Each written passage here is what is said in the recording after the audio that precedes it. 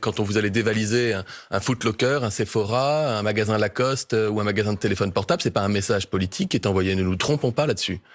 C'est clairement du pillage. Une nuit plus calme mais bien loin d'un retour à la normale. Des pillages ont eu lieu notamment chez ce concessionnaire dans les quartiers nord.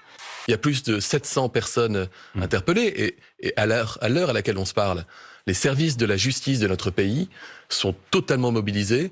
Sans nous, sans aucune prétention, mais sans nous, les villes seraient un tas de cendres. On a maintenu avec la sueur de notre front l'intégrité de la République et l'intégrité des commerces.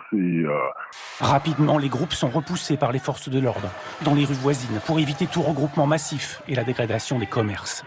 J'invite vraiment tous les commerçants qui ont pu être touchés, toutes les enseignes qui ont pu être touchées, toutes les professions indépendantes à prendre leur téléphone portable ou leur mail et d'adresser immédiatement leur déclaration de sinistre aux assureurs pour qu'ils puissent indemniser dans des délais qui doivent se chiffrer en jours et pas en semaines.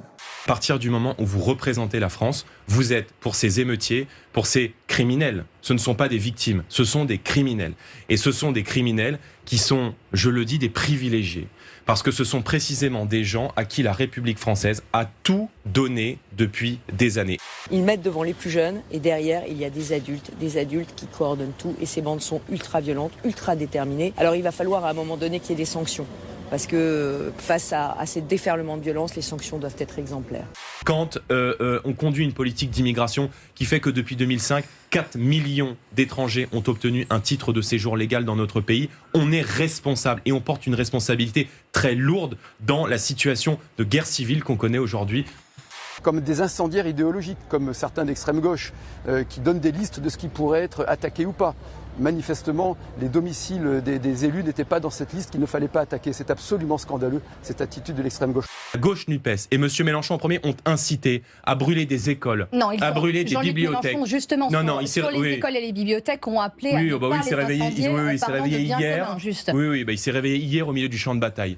Ce matin, une odeur de brûlé se dégage encore devant la maison du maire, Victor Jeanbrun. Vers 1h30, cette voiture en flammes a été projetée contre son portail. Compte tenu de la gravité extrême de ces faits, la qualification de tentative d'assassinat a été choisie par le parquet et tout sera mis en œuvre pour confondre les auteurs et les traduire devant la justice.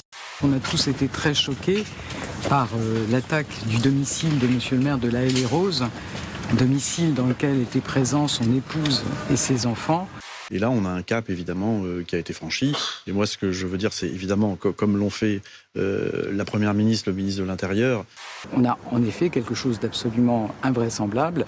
Attaquer le domicile d'un élu avec une voiture bélier, sa femme, ses enfants étant sur place, ça dépasse le sens commun et ça mérite une réaction à la hauteur de la part de la justice et le gouvernement y veillera.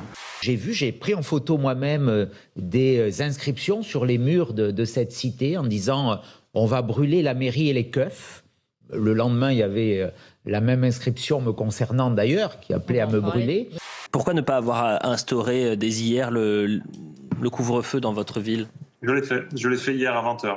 Eh bien, écoutez... Je l'ai fait un peu tardivement parce que j'attendais du président de la République, effectivement, dans ses annonces de l'après-midi, des mesures fortes. Il ne l'a pas fait et donc on a pris nos responsabilités. Plus de 10 000 furries réunis dans les rues de Pittsburgh, en Pennsylvanie. C'est tout simplement le plus grand rassemblement au monde. J'appelle naturellement au calme, au retour à la paix civile. On est dans une forme aujourd'hui de guérilla urbaine dans certains quartiers. C'est une guérilla urbaine, c'est ainsi dans que vous certains appelez quartiers, c'est des scènes de guérilla urbaine.